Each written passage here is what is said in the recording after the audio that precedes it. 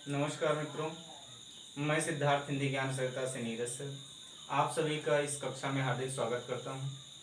Previous कक्षा में हम लोग समास प्रकरण पढ़ रहे थे और समास प्रकरण में हम लोगों ने समास की भूमिका और अव्ययीभाव समास पढ़ लिया था। एक बार पुनः उसकी पुनरावृत्ति करते हैं। समास की परिभाषा में हम लोगों ने पढ़ा था अनेक पदानाम एक पदीनाम भवनम समासा, अर्थात अनेक पदों का जब समाहार होकर के एक पद हो जाए, या कह सकते हैं अनेक पद एक पद हो जाए, तब उसे क्या कहते हैं? समास कहते हैं। दूसरी परिभाषा हम लोगों ने पढ़ी थी शमसनम समासः। शम का अर्थ हो जाएगा अच्छी तरह से, आसनम का अर्थ हो जाएगा बैठना। जब एक पद दूसरे पद के साथ अच्छी तरह से, या कह सकते हैं व्याकरण शास्त्र के नियमानुसार जब एक दूसरे के साथ बैठते हैं या उनकी संगति होती है, तब उसे हम क्या कहते हैं? समास कहते हैं। उस समास की परिभाषा में हम लोगों ने ये पढ़ा। उसके उपरांत हम समास के भेद में अव्ययीभाव समास पढ़े, जिसमें अनेक शर्तों के अनुसार हम लोगों ने यह स्पष्ट किया कि अव्ययीभाव समास कैसे होता है। अगला प्रकरण उसी के आगे हम समास में पढ़ते हैं तत्पुरुष समास। तत्पुरुष समास का सूत्र क्या है? उत्तर पदार्थ प्रधाना। अभी हम लोग क्या पढ़ रहे थे? अव्ययीभाव समास। और अव्ययीभाव समास में हम लोगों ने पढ़ा था पूर्व पदार्थ प्रधाना अव्ययीभाव, कि पूर्व पद जिसमें पहला पद प्रधान हो और उसके बाद जो उसका समाहार हो करके, क्या कह सकते हैं, जो उसका समासिक पद हो या समस्त पद जो उसका बनता है, वो क्या हो जाए? अव्यय हो जाए, उसे क्या कहा गया? अव्ययीभाव। अब तत्पुरुष में देखते हैं तत्पुरुष। तत्पुरुष में उत्तर पदार्थ प्रधान तत्पुरुष, वह तत्पुरुष समास होगा जिसमें उत्तर पदार्थ का या उत्तर पद का क्या होता है? अर्थ प्रधान होता है। कह सकते हैं कि वह समास जिसमें उत्तर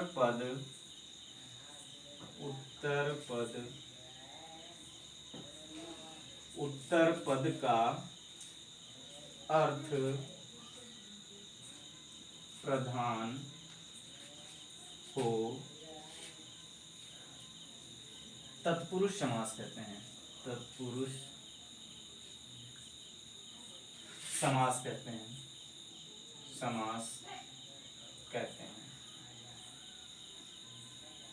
अब तत्पुरुष समास होगा कब? वह समास जिसमें उत्तर पद का अर्थ प्रधान हो, यानी उत्तर पद का जो अर्थ हो वो क्या है? उसकी प्रधानता हो। तो ऐसी स्थिति में हम कह सकते हैं कि वहां पर उत्तर पदार्थ प्रधान है, अर्थात बाद वाला पद प्रधान है। अब उदाहरण के रूप में हम लोग जैसे देखते हैं कि उत्तर पदार्थ की प्रधानता कहां पर हो रही है, तो इसमें हम लोग देखते हैं कि जैसे गंगा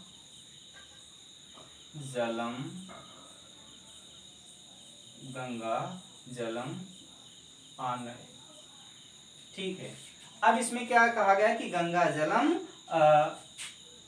आनय, तो गंगा जलम आनय, तो गंगा जलम आनय में क्या है कि अब इसमें हम देखते हैं आनय, इसमें आनय क्या हो जाएगा? क्रिया हो जाएगा। आनय क्या होगा? क्रिया हो जाएगा। अब इसमें देखते हैं दो पद हैं, एक तो हो जाएगा गंगा और दूसरा क्या हो जाएगा? जल, यानी जलम। अब इसमें प्रधानता किसकी हो रही हम देखेंगे? आनय क्रिया से। आनय क्रिया से किसकी प्रधानता हो रही? जल की प्रधानता हो रही, क्योंकि हमें लाना किसको? आने का अर्थ होगा लाना, और किसको लाया जाएगा? गंगा, यानी जल को लाया जाएगा। गंगा को नहीं लाएगा, गंगा एक नदी का नाम है, उस नदी को हम नहीं ला सकते हैं। अगर लाएंगे तो क्या है कि उसका जल ही तो हम लोग लेकर अपने घरों को आते हैं। तो ऐसी स्थिति में प्रधानता के लिए यहाँ पर क्या हो जाएगा? जल शब्द की प्रधानता होगी, और जल क्या है? उत्तर पद है। तो इसलिए इस उदाहरण के द्वारा स्पष्ट होता है कि उत्तर पद प्रधान होने पर ही तत्पुरुष हो जाएगा, ठीक है। तो अगर इसका क्या हो जाएगा? गंगा जलम, तो इसके क्या हो जाएगा? गंगा का जल। क्या हो जाएगा? गंगा जलम, तो क्या हो जाएगा? गंगा का जल। तो अब इसके बाद हम देखते हैं कि जो तत्पुरुष है, तत्पुरुष के भेद कितने होते हैं? तत्पुरुष के भेद होते हैं दो। तत्पुरुष के भेद कितने होते हैं? दो। तत्पुरुष के भेद, तत्पुरुष के भेद, इसके भेद कितने होते हैं? दो होते हैं। पहला होता है समानाधिकरण, क्या हो जाएगा, समानाधिकरण तत्पुरुष। अब इसमें क्या है, समानाधिकरण तत्पुरुष, समान। अब इसको अगर हम देखते हैं तो इसमें क्या हो जाएगा, ये हो जाएगा समान प्लस अधिकरण, अधिकरण। अब समान यानी बराबर या एक जैसी या सम कह सकते हैं, और अधिकरण का यहां पर अर्थ हो जाएगा विभक्ति। अधिकरण का अर्थ क्या हो जाएगा, विभक्ति। जहां पर एक जैसी विभक्तियां हो, दोनों पदों में क्या है, एक जैसी विभक्तियां हो, वहां पर क्या होता है, समान अधिकरण तत्पुरुष होता है। या कह सकते हैं जिस तत्पुरुष समास में समान विभक्तियां होती हैं उसे क्या कहते हैं, समान अधिकरण तत्पुरुष कहते हैं। अब समान अधिकरण तत्पुरुष की अगर बात करते हैं तो भट्टोजी दीक्षित ने सिद्धांत कौमुदी में क्या कहा, तत्पुरुष का भेद किसको माना है, कर्मधारय को। तो ऐसी स्थिति में ये जो समानाधिकरण है ये किसका उपभेद बन जाता है, कर्मधारय। तो यहां पर इसके अनुसार क्या हो जाता है, समानाधिकरण कर्मधारय। दूसरा क्या है इसका भेद, दूसरा हो जाएगा व्यधिकरण। क्या हो जाएगा, व्यधिकरण, व्यधिकरण तत्पुरुष। तो व्यधिकरण तत्पुरुष, अब इसमें क्या होगा, इसकी अगर हम इसका विच्छेद करते हैं तो v प्लस अधिकरण, अधिकरण, v प्लस अधिकरण। तो यहां पर समान था, यहां पर क्या हो जाएगा, v का हो जाएगा विषम, क्या हो जाएगा, विषम, और इसका अर्थ क्या हो जाएगा, विभक्ति। ऐसा समास या ऐसे समास या तत्पुरुष समास में जिस भाग में क्या है, विभक्तियां विषम हो, या कह सकते हैं कि दोनों पद की विभक्तियां अलग अलग हों, तो वहां पर क्या होता है, व्यधिकरण तत्पुरुष होता है। समझ में आया? ऐसी स्थिति में हम लोग ये कह सकते हैं व्यधिकरण तत्पुरुष होगा। तो व्यधिकरण में इसका विच्छेद क्या होगा, v प्लस अधिकरण, v का अर्थ हो जाएगा विषम, अधिकरण का अर्थ हो जाएगा विभक्ति। ऐसा समास, ऐसा तत्पुरुष समास जिसमें दोनों पद की विभक्तियां अलग अलग हों, वहां पर क्या होता है, व्यधिकरण समास होता है या व्यधिकरण तत्पुरुष होता है। अब ऐसी स्थिति में समान अधिकरण तत्पुरुष को हम लोग कर्मधारय में पढ़ेंगे। अब बचता हमारे पास व्यधिकरण तत्पुरुष। तो व्यधिकरण तत्पुरुष के भेद कितने होते हैं, इसके उपभेद बताए गए कि इस व्यधिकरण तत्पुरुष के भेद जो होते हैं वो क्या होते हैं, आपके पास हो जाएंगे 6। अब 6 कौन कौन से हो जाएंगे, हम लोग देख लेते हैं। द्वितीय तत्पुरुष, जो द्वितीय तत्पुरुष, द्वितीय तत्पुरुष, फिर क्या हो जाएगा, तृतीय तत्पुरुष, तृतीय तत्पुरुष,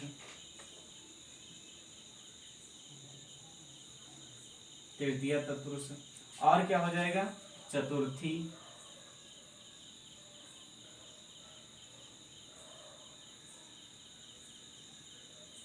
चतुर्थी तत्पुरुष हो गया। फिर हो जाएगा हमारा पंचमी, पंचमी तत्पुरुष, फिर हो जाएगा षष्ठी, क्या हो जाएगा, षष्ठी तत्पुरुष, और हो जाएगा अंत में सप्तमी तत्पुरुष, सप्तमी तत्पुरुष। अब देखेंगे व्यधिकरण तत्पुरुष के भेद कितने हुए, 6। द्वितीय तत्पुरुष, तृतीय तत्पुरुष, चतुर्थी, पंचमी, षष्ठी और सप्तमी। अब इसमें क्या है कि जैसे विभक्तियां कितनी होती हैं, विभक्तियां होती हैं, क्या होती हैं, 7। प्रथमा से लेकर के सप्तमी तक, या प्रथमा, द्वितीय, तृतीय, चतुर्थी, पंचमी, षष्ठी, सप्तमी, और अंत में जो होता है संबोधन होता है। तो इसमें हम देखेंगे कि जो हमारा प्रथम होता है, प्रथम अर्थात कर्ता कारक जो विभक्ति होती है, तो कर्ता तत्पुरुष समास नहीं होता, कर्म से हम प्रारंभ करते हैं। ठीक। अब ऐसी स्थिति में क्या हो जाएगा, विभक्तियां, कभी प्रश्न आ जाए विभक्तियां कितनी होती, तो विभक्तियां 7 होती हैं। विभक्तियों में लिंग कौन सा होता है, तो विभक्तियों में लिंग क्या होता है, स्त्रीलिंग होता है। विभक्तियों में लिंग कौन सा हो जाएगा, स्त्रीलिंग। तो अब हम लोगों ने पढ़ लिया समान अधिकरण, समान अधिकरण यानी सम विभक्ति वाले जो तत्पुरुष होते हैं समान अधिकरण, व्यधिकरण तत्पुरुष, वि अधिकरण यानी जो विषम विभक्तियां वाले तत्पुरुष होते हैं उनको हम व्यधिकरण तत्पुरुष कहते हैं। अब हमारे प्रश्न कहाँ से बनेंगे? व्यधिकरण तत्पुरुष से ही बनेंगे। तो हम लोग एक एक करके क्रमशः देख लेते हैं कि कहाँ पर कौन सा तत्पुरुष होगा। चलिए देखते हैं। अब हम लोग पहला तत्पुरुष इसमें देखते हैं, क्या हो जाएगा? द्वितीय तत्पुरुष। क्या हो जाएगा? द्वितीय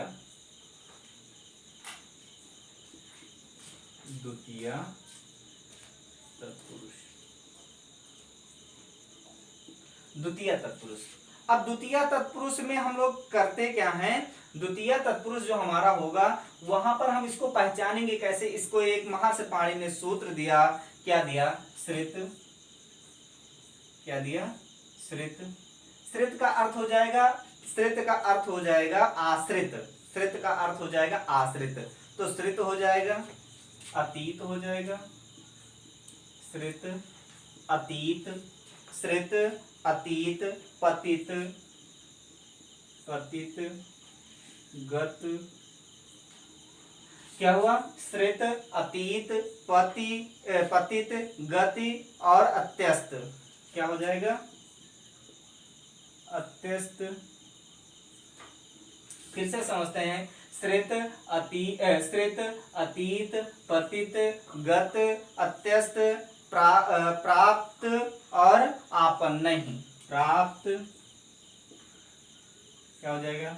प्राप्त आपन। प्राप्त हो जाएगा और इसमें हो जाएगा आपन नहीं।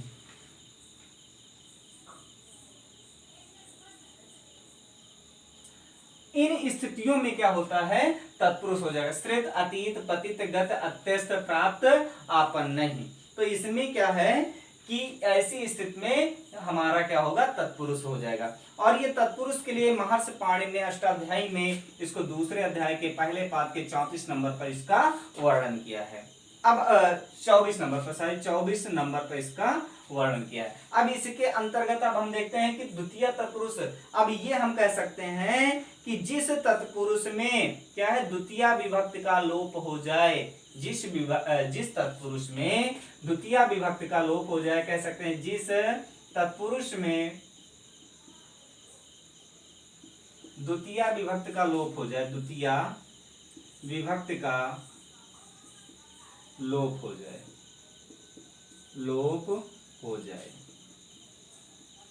वो क्या कहलाता है? द्वितीय तत्पुरुष कहलाता है। अब इसमें हम लोगों ने इतने अर्थों में हम क्या करते हैं? द्वितीय तत्पुरुष करेंगे। तो श्रित का अर्थ होता है आश्रित। तो क्या हो जाएगा? कृष्णाश्रित। क्या हो जाएगा? कृष्णाश्रित। कृष्णाश्रित। और ये क्या हो जाएगा? अगर ये ही संस्कृत होता तो संस्कृत में इसको क्या कहेंगे? कृष्णाश्रिता। कृष्ण आश्रिता। अब इसको हम क्या कहेंगे? कृष्ण आश्रिता। तो इसका अर्थ क्या हो जाएगा? हिंदी होगा कृष्ण का आश्रय लिया हुआ। कृष्ण का आश्रय लिया हुआ। आश्रय लिया हुआ। लिया हुआ। अब इसका विग्रह क्या हो जाएगा? अभी हिंदी में इसका विग्रह हुआ कृष्ण का आश्रय लिया हुआ। कृष्णाश्रिता। तो इसका क्या हो जाएगा? कृष्णम श्रिता। कृष्णम श्रिता। अब देखेंगे कृष्णम श्रिता। तो कृष्ण क्या है? पुल्लिंग शब्द है, अकारांत है। राम जैसा इसका भी रूप चलेगा, कृष्ण का भी रूप चलेगा। तो क्या हो जाएगा? रामः रामम होगा तो कृष्णः कृष्णम हो जाएगा। तो इसमें क्या हो जाएगा? द्वितीय विभक्ति। तो कृष्णम आश्रिता हो जाएगा। अगला क्या है? गता है। तो क्या हो जाएगा? जैसे इसमें हमारा उदाहरण हो जाएगा शरणागतः। शरणागतः। तो शरण में आया हुआ। क्या हो जाएगा? शरण में आया हुआ। शरण में आया हुआ। अब ऐसी स्थिति में शरण में आया हुआ को हम क्या कह सकते हैं? जो शरण में आया है यानी शरण को प्राप्त हुआ है। तो यहाँ पर में पै पर नहीं हो जाएगा। ऐसी स्थिति में अधिकरण हमको नहीं करना है, यहाँ पर द्वितीय ही होगा। और क्या हो जाएगा? शरणागतः। तो ऐसी स्थिति में क्या है? में पै पर का अधिकरण का जो चिन्ह है वहां पर हम अधिकरण ना करके इसको हम द्वितीय ही करेंगे, या कह सकते हैं सप्तमी ना करके द्वितीय ही करेंगे। यहाँ पर कर्म ही होगा। तो क्या है, शरणम गता, उसके कर्म क्या था कि शरण में आया हुआ, यानी शरण को प्राप्त हुआ। तो इसका विग्रह क्या हो जाएगा, शरणम, शरणम आगतः, शरणम आगतः, शरण को आया हुआ, शरण को आया हुआ। चलिए अगला देखते हैं।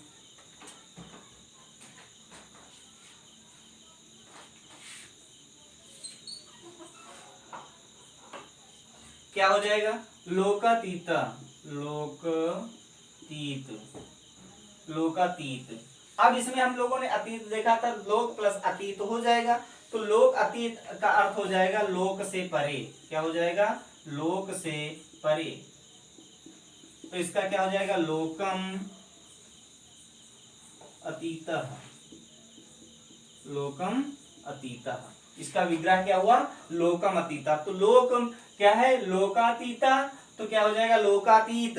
तो इसमें क्या हो जाएगा, अगर हम इसका करेंगे तो क्या हो जाएगा, लोकम अतीतः। इसका विग्रह क्या हो जाएगा, लोकम अतीता, और होगा क्या, लोक से परे हुए।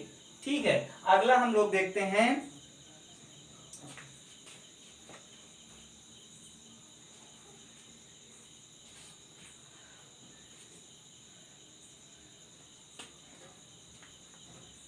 अब देखते हैं,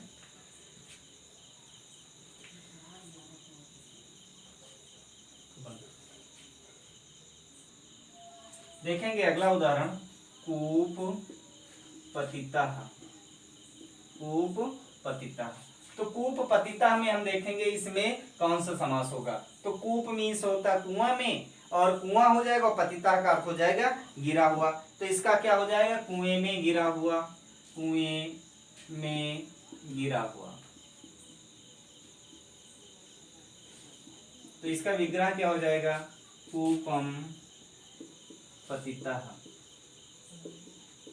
कूप पतिता का अर्थ इसमें क्या हो जाएगा, कूपम पतिता, इसका विग्रह हो जाएगा। अगला हम देखते हैं, जीवन प्राप्त, जीवन प्राप्त। तो जीवन को प्राप्त हुआ, जीवन को प्राप्त हुआ, प्राप्त हुआ। तो इसका अगर हो जाएगा, तो इसका अगर हम विग्रह करेंगे तो हो जाएगा हमारा जीवनम, जीवनम प्राप्तः। क्या हो जाएगा, जीवनम प्राप्तः। तो इस तरह से हम कह सकते हैं, इसमें जीवन प्राप्तः में हमारा क्या हो जाएगा, तत्पुरुष होगा। और कौन सा तत्पुरुष हो जाएगा, द्वितीय तत्पुरुष। अगला हम देखते हैं, सुख, क्या हो जाएगा, सुख, सुखापन्नः, सुखपन्नः, सुखापन्नः। तो अब इसमें क्या, इसका अगर हम विग्रह करेंगे तो हो जाएगा सुखम आपन्नः। इसका अर्थ क्या हो जाएगा, सुख को प्राप्त हुआ, सुख को प्राप्त हुआ, सुख को प्राप्त हुआ। और ये इसका विग्रह क्या हो जाएगा, सुखम आपन्नः। तो सुख को प्राप्त हुआ। तो ऐसी स्थिति में हम कह सकते हैं, स्थित, अतीत, पतित, गत, अत्यस्त, प्राप्त, आपन्नः में क्या हो जाएगा, आपका अब तत्पुरुष हो जाएगा। जैसे स्वर्गगतः, स्वर्ग को प्राप्त हुआ, स्वर्ग को आया हुआ, स्वर्ग को गया हुआ। तो ऐसी स्थिति में हम क्या कह सकते हैं, एक उदाहरण और देख लेते हैं। जैसे स्वर्गगतः, स्वर्गगतः, तो स्वर्ग को गया हुआ, स्वर्ग को गया हुआ। तो क्या हो जाएगा, स्वर्गम, क्या हो जाएगा, स्वर्गम गतः। क्या हो जाएगा, स्वर्गम गतः। तो ऐसी स्थिति में इस स्थिति क्या हो जाएगा, तत्पुरुष समास हो जाएगा। अगला हम लोग देखते हैं, तृतीय तत्पुरुष। क्या हो जाएगा, तृतीय तत्पुरुष।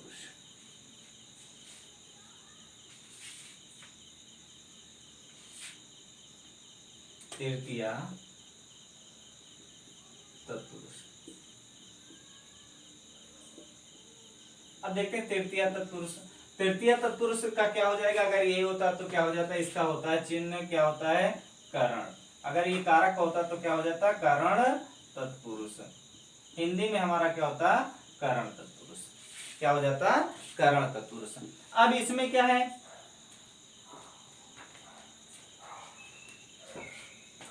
अब इसमें क्या कहेंगे कि जिस समास में पूर्व पद तृतीय विभक्ति में हो, तृतीय विभक्ति में हो तृतीय तत्पुरुष होगा, तृतीय तत्पुरुष कहलाता है।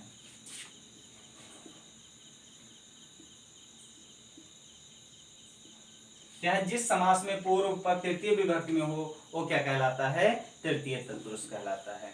अब इसमें हम देखते हैं कि तृतीय तत्पुरुष में कौन कौन से स्थितियां होंगी और तृतीय तत्पुरुष में कौन कौन से उदाहरण हो जाएंगे। अब तृतीय तत्पुरुष यानी करण तत्पुरुष, तृतीय तत्पुरुष का क्या हो जाएगा, करण तत्पुरुष। तो तृतीय तत्पुरुष के यानी क्या हो जाएगा, करण तत्पुरुष। तो करण तत्पुरुष में क्या हो जाएगा, पूर्व सदृश से क्या हो जाएगा, इसमें पूर्व सदृश, पूर्व सदृश, सदृश का अर्थ क्या हो जाएगा, देखने वाला, या पूर्व सदृश क्या हो जाएगा, पूर्व सदृश। समान क्या हो जाएगा, समोनार्थ, समोनार्थ क्या हो जाएगा, समोनार्थ, समोनार्थ। कलह निपुण, कलह निपुण, कलह निपुण, पूर्व सदृश, समोनार्थ, कलह निपुण, मिश्र सालक्षण ही, मिश्र लक्षण, मिश्र लक्षण। तो ऐसी स्थिति में क्या हो जाएगा, आपका तृतीय तत्पुरुष हो जाएगा। तो एक बार पुनः समझते हैं, पूर्व सदृश, समोनार्थ, कलह निपुण, मिश्र सलक्षण ही। इसको महर्षि पाणिनि ने दूसरे अध्याय के पहले पाद के 30 नंबर सूत्र में लिखा, पूर्व सदृश, समोनार्थ, कलह निपुण, मिश्र सलक्षण ही। ऐसी स्थिति में क्या होता है, आपका तत्पुरुष समास हो जाएगा। तो पूर्व, अब देखते हैं कि जैसे मास, पूर्व, मास क्या हो जाएगा, मास, मास पूर्वः, मास पूर्वः। तो मास पूर्वः का अर्थ क्या हो जाएगा, मास पूर्व, मास पूर्व का मास का अर्थ होता है महीने, महीने से पहले, से पहले। पूर्व का अर्थ क्या हो जाएगा, पहले। तो अब इसमें करेंगे मास का हम तृतीया करेंगे, तो मासः, मासम, मासेन, तो क्या हो जाएगा, मासेन पूर्वः, क्या हो जाएगा, मासेन पूर्वः। तो मास पूर्वम, मासेन पूर्वः। ठीक, अब आगे देखते हैं, मासेन पूर्वः हो जाएगा। अगला हम देखते हैं कि इसमें क्या सदृश एक जैसा होना चाहिए।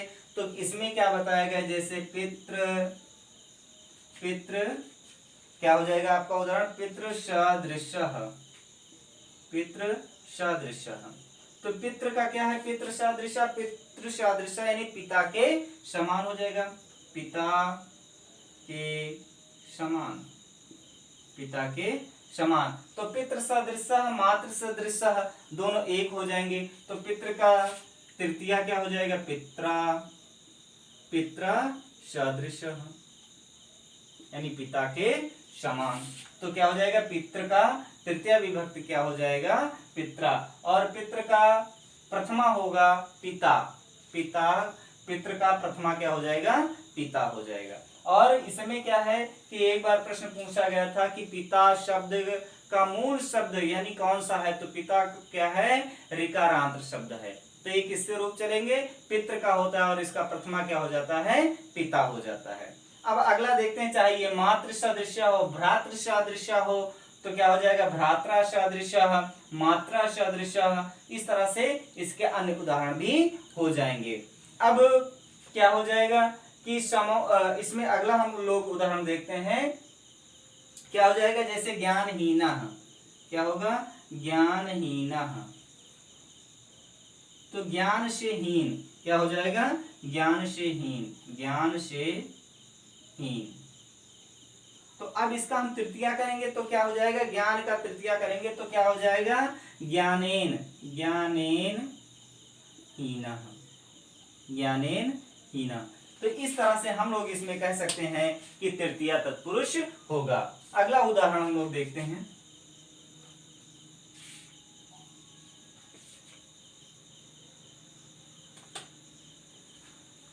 आचार निपुणः, आचार निपुणः, आचार निपुणः। तो आचार निपुणः का अर्थ हो जाएगा आचार में निपुण, आचार में निपुण। क्या हो जाएगा, आचार में निपुण। अब आचार निपुण का हो जाएगा तो इसका अगर हम करेंगे तो आचार का तृतीया हो जाएगा आचरेण, आचारेण, आचारेण निपुणः। क्या हो जाएगा, आचारेण निपुणः। तो तृतीय आचार का तृतीया हो जाएगा आचारेण और निपुणः का क्या हो जाएगा, निपुणा ही रहेगा। तो इसका हिंदी हो जाएगा आचार में निपुण। तो ऐसी स्थिति में हम कह सकते हैं कि यहाँ पर तृतीय तत्पुरुष होगा। अब जैसे हम देखते हैं कि खंजह यानी क्या हो जाएगा, जैसे क्या हो जाएगा आपका उदाहरण, जैसे पाद खंजह, पाद खंजह। तो इसका क्या हो जाएगा, पादेन खंजह। क्या हो जाएगा, पादेन खंजह। पाद खंजह यानी पैर से लंगड़ा, पैर से लंगड़ा। तो ऐसी स्थिति में हम कह सकते हैं यहां पर क्या हो जाएगा, तृतीय तत्पुरुष हो जाएगा। अगला उदाहरण एक और देख लेते हैं।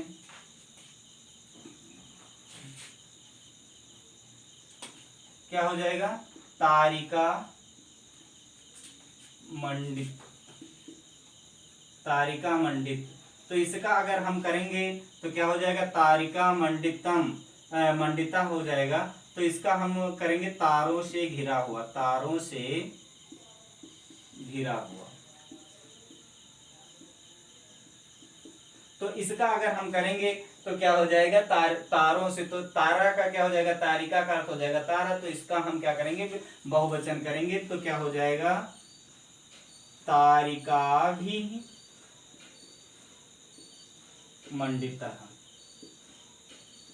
तारिका भी मंडिता, तारों से घिरा हुआ। तो इन स्थितियों में हम लोग कह सकते हैं कि तृतीय तत्पुरुष होगा। और आप लोगों को यदि वीडियो पसंद आई हो तो कृपया लाइक करें, शेयर करें और कमेंट करें। यदि हमारे चैनल पर आप लोग नए हों तो कृपया हमारे चैनल को सब्सक्राइब करें। धन्यवाद।